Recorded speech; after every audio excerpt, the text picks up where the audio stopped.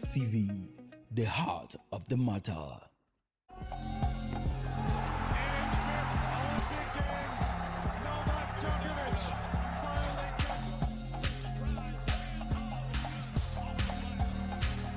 Amazon from Harrison. That is a massive world record. Martinelli goes, boys, out of his goal. Martinelli! This will be three for Arsenal.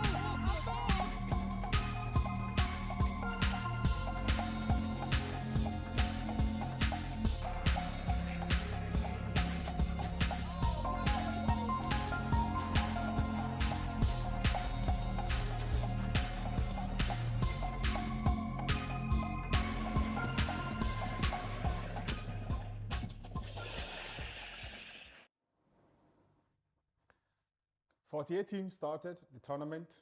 A few are already on their way back after just 32 games at the ongoing FIFA World Cup. We have 104 games to go, and after just 32, a few are already on their way home. Some others waiting to be kicked out officially. Welcome to Dott TV's coverage of Sports Lane, where we take you around the sports world. And I will be your host today. I am Anthony Uche, but I'm not alone in the studio because alongside me, I have two gentlemen to run this hood with me. And first of all, I'll start with the man just closest to me, Chinedu Chris. Welcome to the program. Thank you. And then, of course, we also have the great Mr. Jude Agweke in the studio with us. Welcome, Mr. Jude. Thank you, Che. Thank you very much for joining us. And then, of course, as we already said, this, as you can see from our backdrop, is a World Cup team or a World Cup heavy program. And you can understand why this is the biggest sports show going on in the world right now. And, of course, it will be remiss of us to not bring you up to date with everything that is going on. And here on Sports Lane, myself, alongside the gentleman with me, will break down every game as it has happened, at least the games that matter as it has happened over the last week or so. And then, of course, we've already headed into the second round of matches starting from Thursday. And a few of them, like I said, have already been played, 6 as a matter of fact, and we will be going into those. First things first, Mr. Jude. Yeah. What have you made so far of the ongoing FIFA World Cup tournament?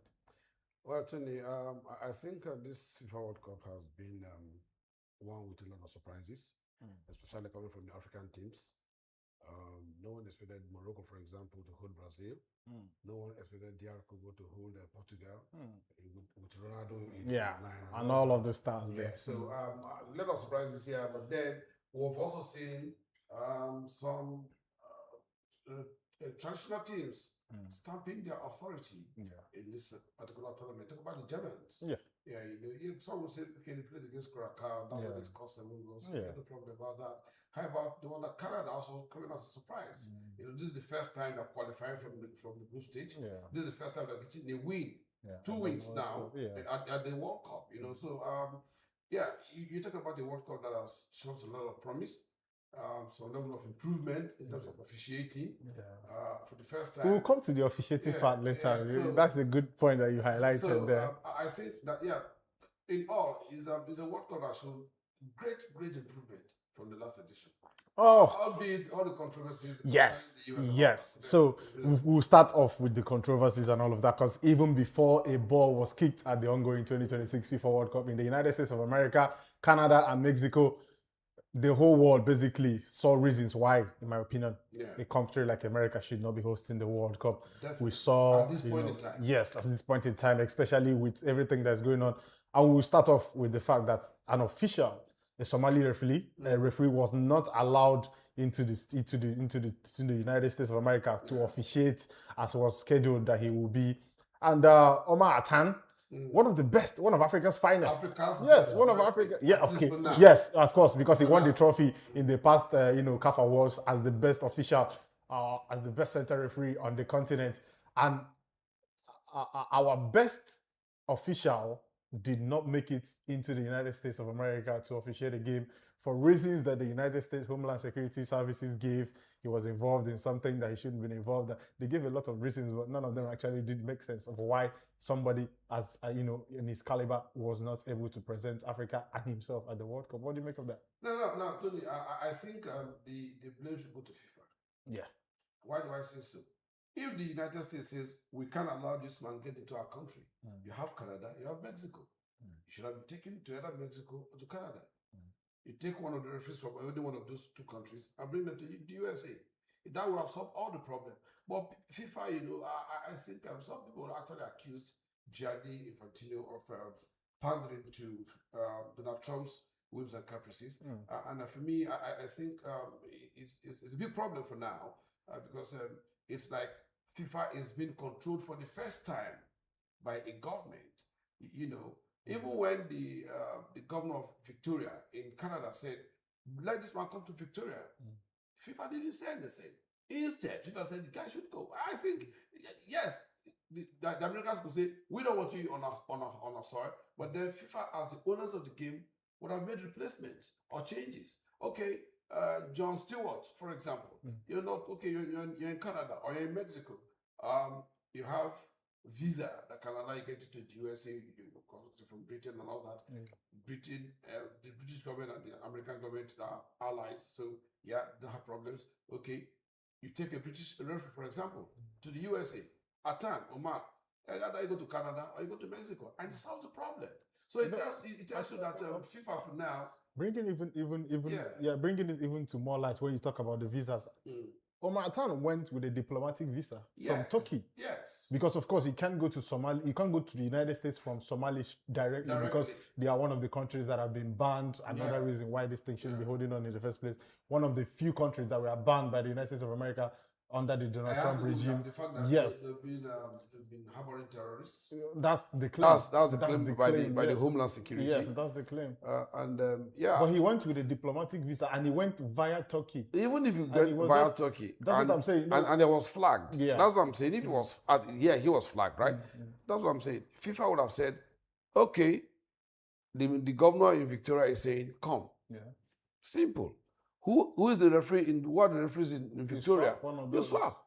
It would have ended the whole issue. Yeah. But it's like FIFA didn't, like I said, Gianni Infantino was pandering to Donald Trump's, whatever he says, okay, let's do it because it's Donald Trump. Yeah, they have more of the venues among the three countries. 16 of them. So I think maybe that was why he decided to do that. But then for me, I think it's wrong. Yeah. I think Omar Atan was wrongly and unfairly treated by FIFA. I don't care about what the USA did. Yeah. Right? It's FIFA's job. Is their country. Yeah. But then FIFA, they are the owners of the game. If a country says, we don't want this person, and another country says, we want this person, why not oblige the man? He is Africa's best for crying out loud. Yeah. He should have been there. But then FIFA didn't look at that. And for me, that would dampen the man's morale. Would I like it to yes? Yeah, of course. When we talk about documentary, I mean, we saw videos of him returning back to his country, to his native Somalia. Heroic welcome. Got a hero's welcome. And of course, we heard Infantino and FIFA made a statement saying that they had no power over immigration into any country. Okay, that's fine. But we know how these things are done. Before you agree to host a FIFA tournament, you accept to some of the terms and conditions that will be given to you. And amongst those terms and conditions will include that you allow people whose job it is to officiate at the game under whatsoever capacity, working under FIFA should be allowed. And referees are one of those people who work under FIFA and should be allowed. But like you said, I think it's just a show of Gianni Infantino's lack of power when it comes to somebody as strong as Donald Trump. Let's not get it wrong. He's the president of the United States of America, which wields a lot of power. But as the president of FIFA, I don't fault the USA. Yeah, of course. They do what is right for them. Their country. Yeah. Don't forget that America was hit some years back. You remember the World Trade Center, 2000. Yeah. This 26 years after. They just finished a war with Iran. So, and Iran has been said to be one of those funding terrorism across the world. If the USA says, if they say, okay, you have been involved in terrorism, for example, and we don't want you on our soil, I don't have a problem with that. But then FIFA would have brought out an alternative. That's what I'm saying. If Infantino would have said, okay, go to Mexico, go to Canada. These countries are not saying you shouldn't come into the country. Well, you didn't do that. You allowed the man to go back. No, that's not fair. For Omar Atan, undoubtedly, absolutely disappointed at the fact that he will not be able to officiate, because for every referee, I mean, it takes about 6 to 10 years to prepare for a World Cup tournament, get all your badges, get your certifications. So for him to have done all that hard work, and when he finally got the opportunity, he was denied it. It must have been gut-wrenching for him, but he will get his pay as well, whether or not he was at the World Cup. I hope he gets his he pay. will. FIFA confirmed he will get his pay, ranging from $70,000 and cumulatively he could get up to $300,000. He will take that for some sort of consolation for not being at what is the biggest event of his career. Then, Chris, we talk about the Iranian national team. I mean, it's been absolutely disgraceful how they've been treated.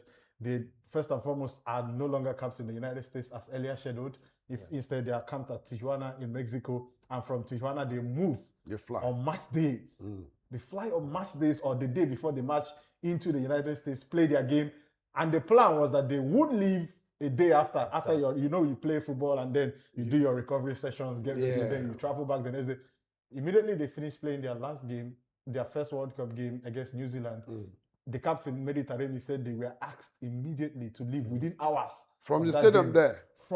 Straight to the airport. Move back to Mexico, which was not part of the initial plan. So, I mean, absolutely, the treatment of the Iranian national team, of course, we know what is going on for obvious reasons. The countries are not in good terms, let me put it that way. So you can understand, but should that encroach into football? I think the FIFA body and the US president actually, they get it all wrong, because you already had an agreement with these people. If you don't want them to come for the World Cup, you shouldn't allow them come in the first place.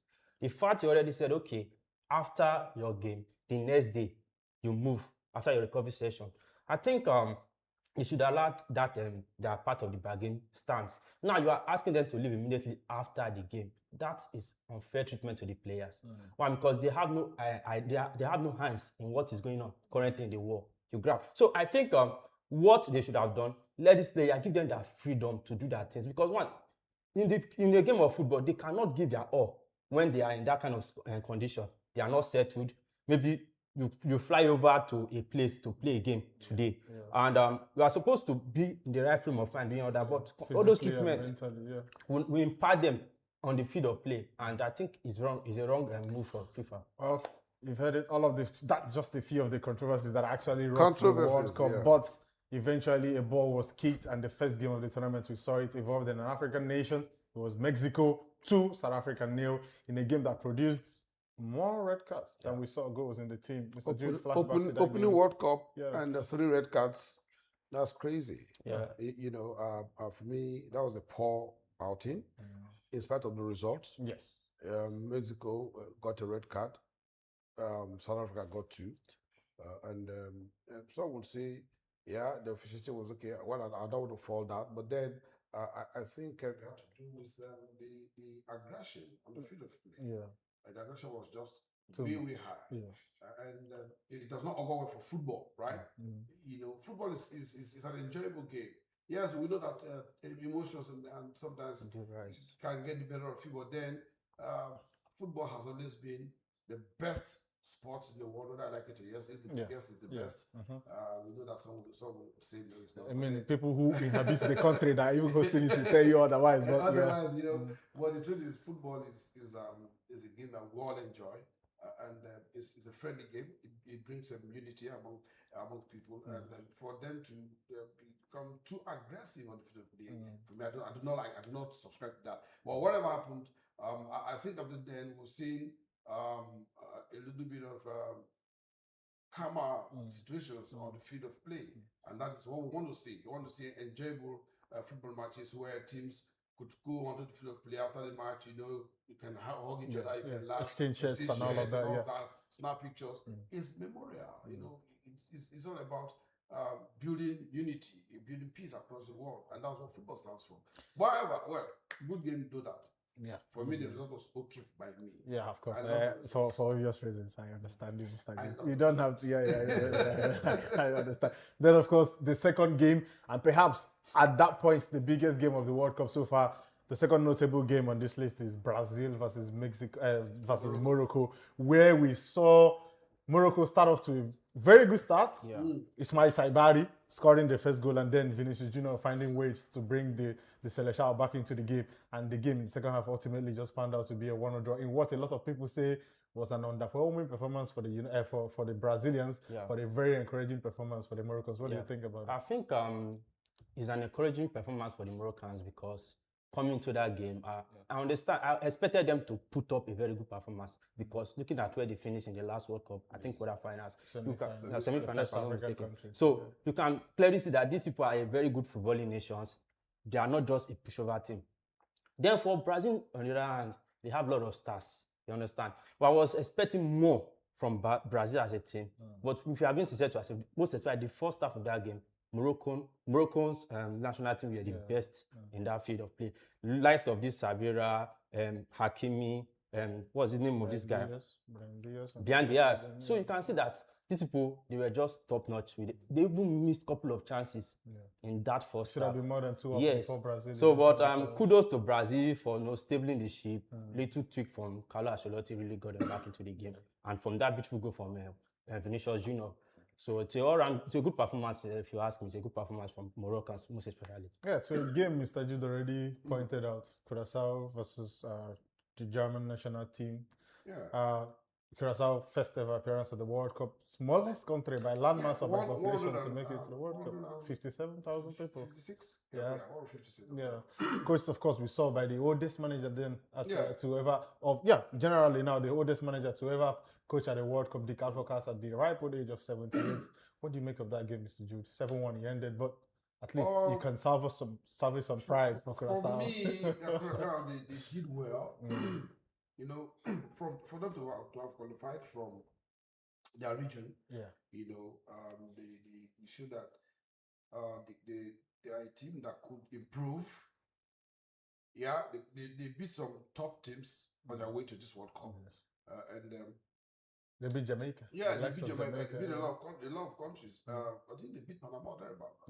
So coming to the World Cup, it was a good thing for them, good experience. Yes, it was quite unfortunate that they had to meet a team that got into this World Cup with so much anger. I'll say anger because the Germans, don't forget the last edition of the World Cup, they didn't do so well. They've been knocked out of the group stages for the last two. Last two World Cup editions. So they don't want a repeat of that. So they came into this World Cup with so much anger. I can tell you that the next team the Germans will meet, the Ivorians. The Ivorians are going to get some bashing today. But the Ivorians are not as weak as Curaçao. Now let me tell you something about the Germans. You don't understand why they call it the German mine shafts. German machines. Yeah. They are a team that if they get a goal, they want to get the second.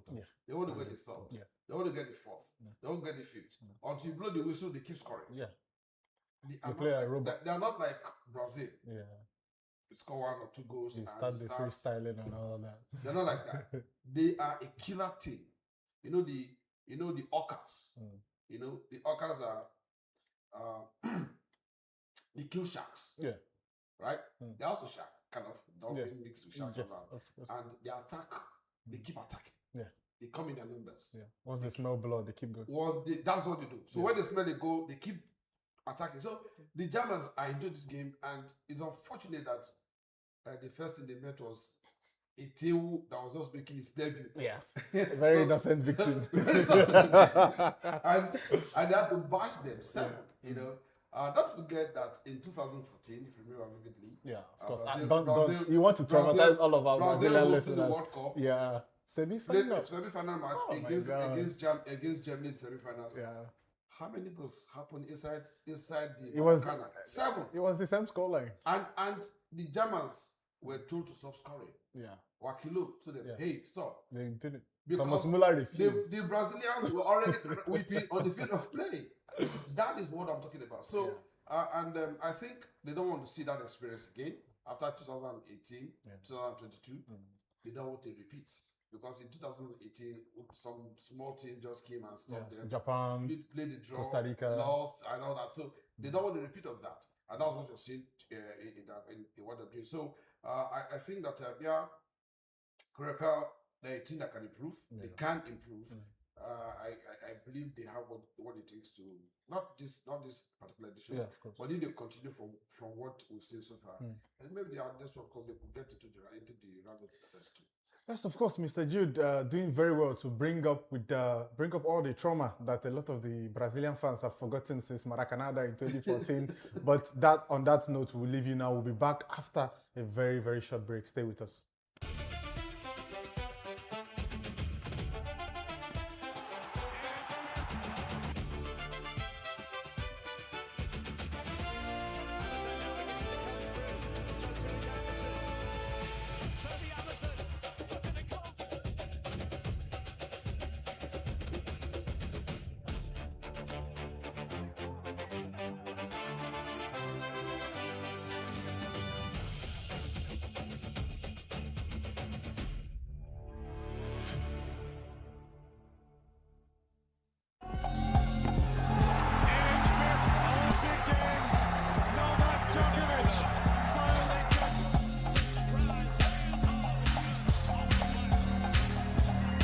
From Harrison, that is a massive world record.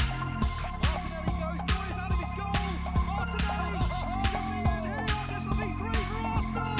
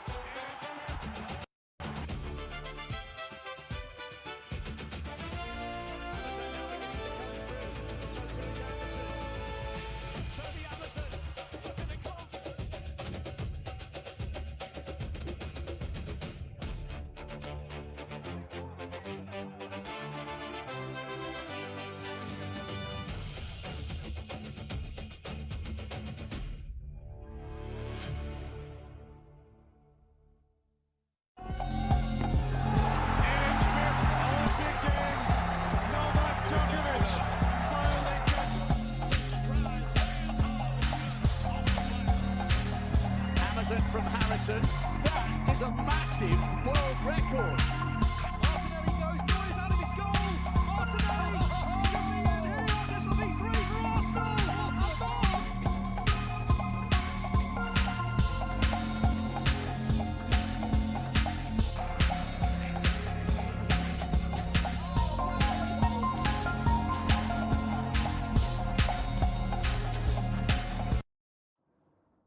Welcome back to Sports Lane right here on Dott TV. I remain Anthony Uche, and alongside me, I've had the gentlemen. I've had the privilege of having Mr. Jude Abeke alongside Chris Chinedu with me. And then, of course, we've been talking about the World Cup so far as it has panned out. We've talked about a few notable games, and then we'll continue, just briefly looking at the likes of the game between France and Senegal. Mr. Jude, what do you make of that game?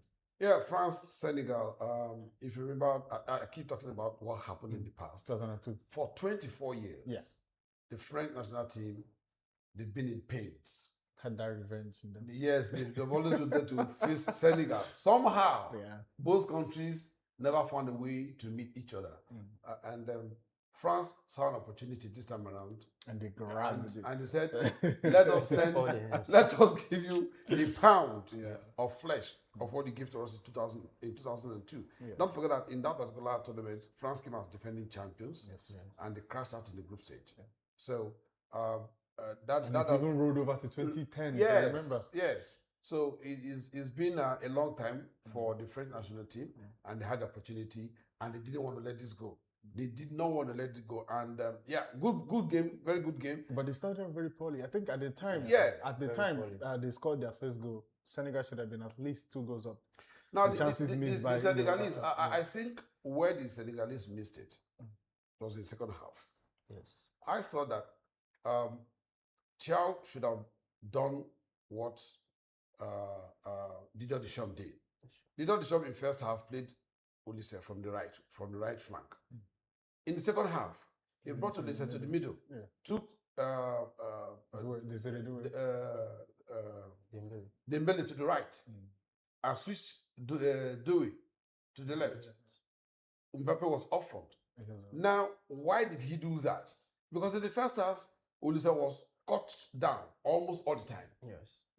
But when he got into the middle, He had free roll. I thought he should have shut down the midfield, especially after the first goal. He should have shut down the midfield. Shut down Olise in the midfield. He didn't do that.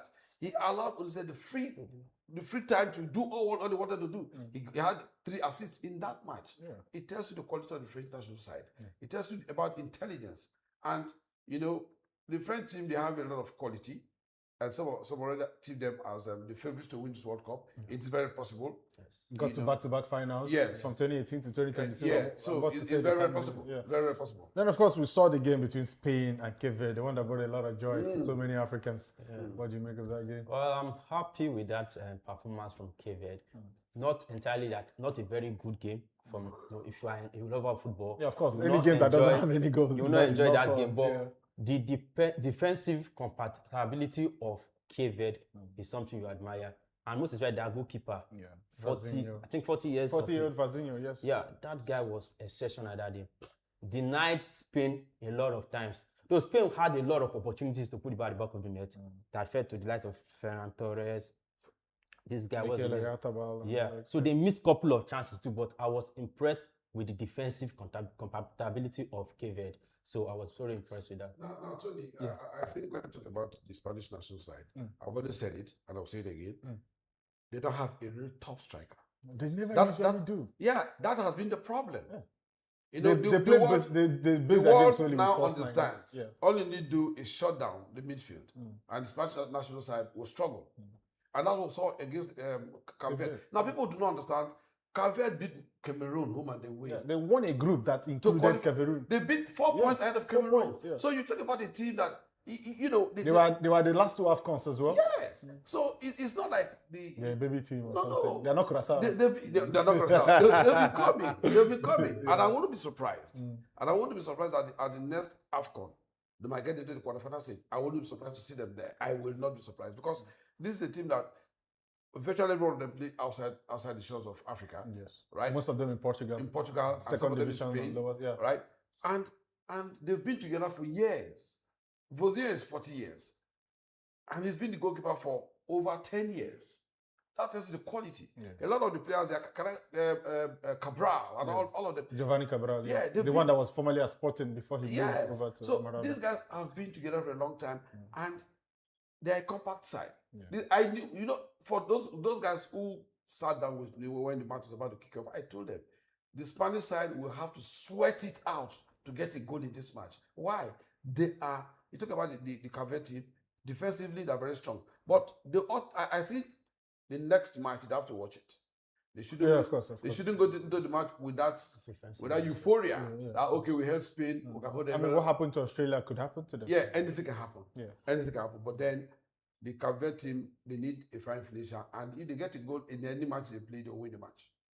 Okay, the joy for Africa rode on as well as DR Congo came back from behind to hold Portugal, tournament favorites by a single, Portugal scored early in the 60-minute João Neves. Then, of course, João Visa scored just before halftime to pull the African countries level, and the game basically finished that way. But the biggest talking point, unfortunately, was not the fact that it was a good game and DR Congo got a deserved point. It was more about the non-appearance or the non-showing of Cristiano Ronaldo in that game. I mind you, the night before, Messi scored the hat-trick, Mbappe scored the brace, and Haaland scored the brace. So a lot of people were building that game up to be one where he replies or responds to all of those people who did really well, but we didn't see it. It was not to be. And that, like I said, because when a game happens, you give credit to DR Congo for playing a very good game, especially their defenders, Chancellor Mbemba and Axel Twanze. They had a very good game, but mostly people make it out to be of Ronaldo not showing up, other than the good job DR Congo did. What do you make of that? Well, I think that is what you get when you are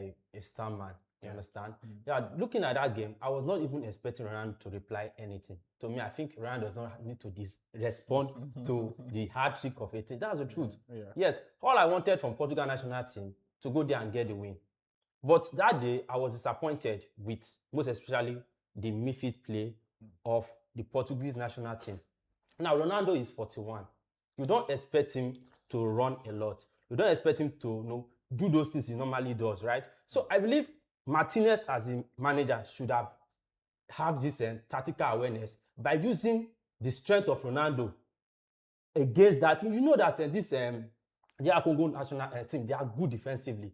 They will not allow Ronaldo breathe. So what you would have done, then let Ronaldo make all those forward runs. Then another the wingers can run in behind those plays. Ronaldo will stress the defense, but no. All the national midfielders are looking for goals, likes of Bruno Fernandes, Vitinha. They were just there. They were not dictating anything. They were unable. How can you tell me the midfield three of Bruno Fernandes, Vitinha, and Neves created only one big chance in a game? And that was the cross. Poor. And that was the cross. That was poor. I mean, the game at the 6th minute, a cross. The cross was made, and Vitinha and João Neves scored from the cross. For the rest of the game, I didn't see any. That was the point I'm going to talk about, because they scored first, and they felt, oh, we've won the game. You could see the way they played. You scored a goal, and all of a sudden you switched off. Yeah. Instead of attacking, you went defensive. They started popping the ball around. Sideways Nuno passes. Mendes, for the first time, thought he was a striker. Nuno Mendes wanted to score goals. At PSG, that's what he does. Neto wanted to score goals. Now, if you follow that game, when these two guys were pulled out, you saw a different Portuguese national side that started stringing the balls, and for you can imagine, for 45 minutes, Ronaldo did not kick a ball in a World Cup match where you needed him to score goals. No pass was sent to Ronaldo for 45 minutes. That even Ronaldo started drifting into the midfield, trying to pick balls. Come on, Tony. The truth is, like you said, Martinez didn't do his job well. That's the truth. Maybe he did it quite late when he brought in Gonzalo Ramos. Leao, and but he should have done that earlier. Neto should not have even started in the first place. Neto was a wasteful player on the field of play. Nuno Mendes is a fine player defensively, but that day he went off. Most of the attacks came from his own. Why? Because he was trying to push forward to get a goal. Who asked you to go get a goal? What? You play your defensive game. Let those guys score. Okay. No cross, nothing. And I think if they play like that again in the second match, they're out of this World Cup. Yes. Well, it's left to be seen whether or not. I mean, their next game will be against Uzbekistan. Not the type of opposition you would expect them to struggle against. But seeing how well DR Congo defended Uzbekistan, if there's anything, I mean, they're coached by Fabio Cannavaro, one of the greatest defenders of his generation. And he's a coach. So if there's anything you want to learn from somebody like Cannavaro, it might be how to defend. So they should be very, very careful of the defensive solidity. Although it didn't show in the first game because Uzbekistan lost by a whopping 4-1, but that was their first World Cup game. They perhaps perform a bit better this time. Then, of course, on your screen a few moments ago, you saw the games that involved African teams. Most of them we've touched on, but Mr. Jude, embarrassingly, I would like you to talk about the game between Sweden and Tunisia that eventually led to the departure of Bamuchi, the Swedish national team manager. They were thumped by 5-1. The same exact scoreline that they lost their last international friendly heading into the World Cup to Belgium. And this time around, Sweden, mind you, Sweden only managed to qualify for the World Cup playoff because of their Nations League points. Yes. They were not in their qualification group. They had 2 points. 2 points, and they managed to thunk our own Tunisia by 5-1. Mr. Jude, you make up that game. Now let's talk about Tunisia. I'm going to be very blunt here. Yeah. The Tunisian national side, I call them the Argentines of African football. They are a diving team. Come on, let's face it. Okay, so they're the kings of the dark And arts. since VAR was removed, since VAR came on, Tunisia has not played football. They were champions in 2014? Yeah. African Cup of Nations, right? Yeah. Since then, have they played football? VAR came on and Tunisia went away. I don't expect much from them. You know, back in the days, the Tunisians know how to find their way through matches. But against the Swedish side, I thought they were going to maybe, if the scoreline was going to be much, it should have been a 2-1 or a 3-2 win, not a 5-1 win. No. And it's sad that an African team in this time, you know, will be pounded 5-1. What I like it, yes, I think it was a poor showing. Don't also forget, like you said, before this World Cup proper against Belgium, they also lost by 5-1. So sad one for Tunisia. I hope Hervé Renard jigs that team and maybe they bounce back. Yeah, the next game will be against Japan. Japan held the Netherlands to 2-2 draw. But if for Moriyasu now, who is the Japanese coach, this is a nightmare scenario because you know nothing basically about them because this is a new manager and it's going to be his first game in the middle of a World Cup. Bemuchi became the first coach to get sacked after the first game at a World Cup ever. Yeah. To show you that this is uncharted territory for anybody really. So well, we'll see how far Tunisia will go to do against the Japanese, the Blue Samurai, who are no mean feats to play against. They play really, really good football and they run for 120 minutes. That's one of the hallmarks of the Japanese. Yes, that's one of the hallmarks of the Japanese national team.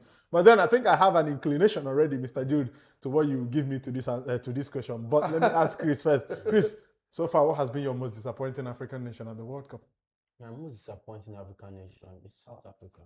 Okay, for obvious reasons. Mr. Jude, don't worry about it. Don't worry. I understand why. Mr. Jude. Tunisia. Well, like I said, I already had that inclination. Who has impressed you the most from this continent as well? From Africa? Yeah. Morocco. Okay. Yeah.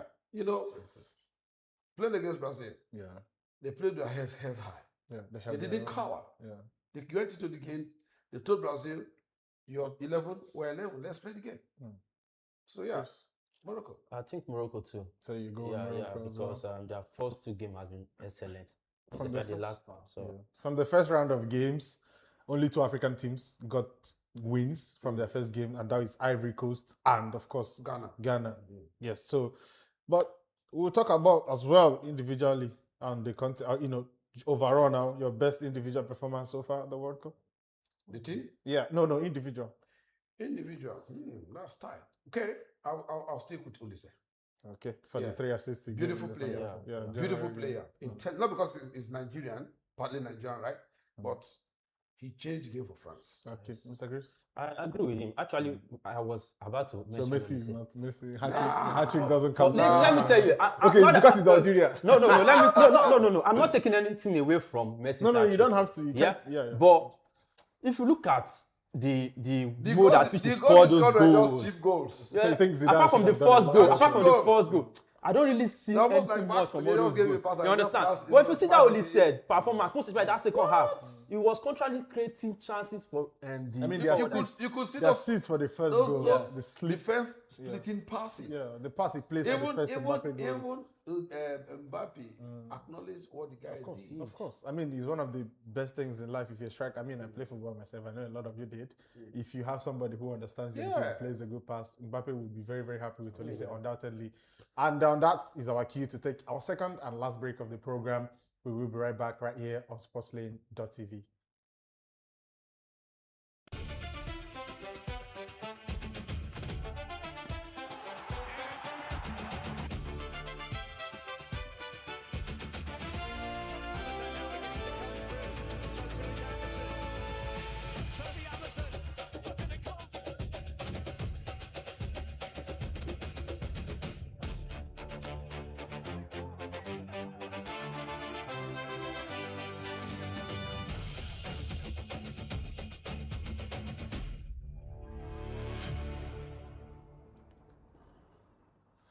Of course, welcome back to Sportslane. This is Dott TV, and we've been on a very, very fantastic journey through the World Cup so far, the games that have been played. But now we'll be looking ahead. We're no longer looking at the past. We'll look ahead to the second round of fixtures, and as they involve the African teams, and then of course the big ones that are in that and those fixture lists. Mr. Jude, of course, we've already had a few of the second round games. In fact, matter of fact, South Africa and Czech Republic played out a 1-1 draw.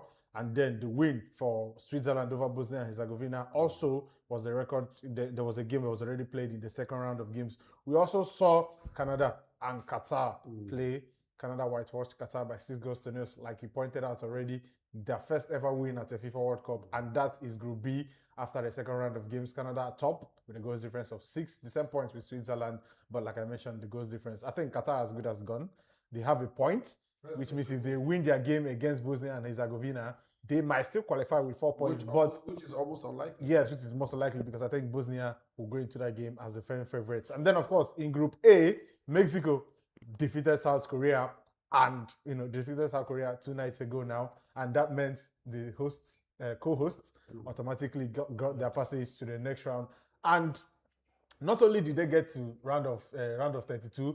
But L3 also won that game, which means they will finish top of the groups, as you can see there, because they have the head-to-head record over Korea. So even if Korea win their last game against South Africa and move to 6 points, they will not go beyond Mexico because they lost to Mexico already. And that, Mr. Jude, is very crucial. What do I mean by that? Because that means that the next 3 games for Mexico will be in Mexico City. That is the game of round of 32 and round of 16, including their last group game. How much of an impact do you think that will make having their home fans and playing at home for the next 3 games? It depends on who they're playing in the round of 16, round of 32, and round of 16. Whether you're playing at home, football, there's really nothing like home support. Yeah, it has a way of encouraging you, of giving you some level of support from your fans, and but then if you're playing, if Mexico, for example, plays a team like the Germans, for example, it doesn't matter where they play. It doesn't matter where they play. It doesn't matter. Okay, so home support, good, but then sometimes it does not help. Yeah, okay. I beg to differ on that, but I understand what you mean. I mean, in Pidgin we say who big pass you, it doesn't matter where you play against. So, but we also move on to Group C. Group C, we saw Scotland yesterday night play against Morocco. Morocco recording their first win of the tournament. Ismail Saibari getting off to another flying start. 65 seconds they scored against Scotland, and with that victory, they move into second position. And then, of course, Brazil, Samba Boys, played overnight as well, beating Haiti by 3-0. What do you make of that game? That was a fantastic performance from Brazil national team, most especially the first half, because like the second half they were more a bit conservative. Yeah, I mean the second half performance was woeful, in my opinion. Yeah, but that first half they performed excellently well, and I must give it to them. Yeah. Okay, some other games also included the game between the USA and Australia, where USA beat Australia by 2-0 to book their qualification, as well as another co-host also make it to the next round, and they will also top their group. Yeah, the 3 goals almost. I mean, it's just Canada that have the slight comma, but I think they will make it eventually. Yes, they'll make it there. Yeah, they'll make it. But they like you say, the 2 of the 3 host nations or co-host nations now have qualified already to the next round. And you know what they say about World Cups? World Cups are a lot of fun when the host nations are doing well. Yeah. So it is a very, very good omen on that part. Then, of course, we have the game coming up this evening: the Netherlands versus Sweden. Sweden will now get to see if what they did against Tunisia was a flash in the pan, because they will be tested against the Dutch national team that are no doubt a very good team. Our own Tunisia go up against Japan. We have already touched on that game. Germany also take on Ivory Coast. Mr. Jude, the feelings from you are not right for the Ivorians on that. Now the Ivorians got to win, which is very good for them, and at least that will put them into the next round. I believe so strongly. Okay. But then against the German side that is very angry, I keep saying that. Yeah. I don't see them escaping. However, why do I say that? Now, against Ecuador, the Ecuadorians wasted opportunities. They had 2 balls that hit the bar. Yeah. The Germans are not that merciful. They don't miss. They're clinical. So, yeah, that's true. That's the problem. Yeah. Before you can't allow the Germans to play. Yeah. If you allow them to play, they'll punish you. See, the Germans are heartless. Cold-blooded people. Before we get bumped out of the studio, because our time is fast spent, I would like us to touch on a few things that are, off the field issues at the ongoing World Cup, and then one of them includes the fact that we have now seen the first red card for the Vinicius Junior law, basically because Miguel Almiron this morning got sent off in the game between Paraguay and Turkey for covering his mouth in a communication with a Turkish player. Yeah. What do you make of that? No, I think. To some people, the law is harsh, but I think on the field of play, the law is the law. Yeah. FIFA said, they even made mention of it a month before now. Yeah. You don't do that. And for a player to have done that, hey, you don't blame anybody. Yeah. Good enough, Paraguay won that match, but then Almiron may not play again in the World Cup. Yeah. And maybe because they might be knocked out by the time they come back. 16, or maybe he can come back. Yeah. And then, of course, the red card counts, Chris. So far, we've seen 7 red cards. Yeah. We have not even got into the half stage of. This is just the first round, and then 4 games into the second round of games, so we have 7 red cards already. What do you make of that? The referees are obviously clamping down on as much as they can. Yeah, I think when it comes to this red card of thing, most times the purpose of getting this red card are obvious fast. Like for the South Africa games, 2 denial of a goal scoring opportunity for South Africa and for Mexico. So you can see that those fouls are just normal rules. So I think I'm happy with the way everything has been going so far with the red cards. And Okay, everything. Mr. Jude, the hydration breaks. Are you a fan or not? In a single sentence. The America right now is very hot, so yeah, hydration break. Okay. What about you, Chris? But I think it shall be water break, not hydration break. Well, I'm okay with it, but sometimes it interrupts the rhythm of the game. Okay, that was our package. So that was our package. All time permitted us to take on today's edition of Sports Lane, majorly focusing on the ongoing FIFA World Cup 2026 in the United States of America, Canada, and Mexico. I have been Anthony Uche, your host, and I've had the pleasure of having Mr. Jude Abaike with me, as well as Mr. Chris Chinedu. Thank you very much, gentlemen, for joining us. Yeah. Your presence, it means the world to me. Thank you very much. You watching and listening out there, to the producers behind the scenes as well. Thank you very much. And this is all for today. See you next time.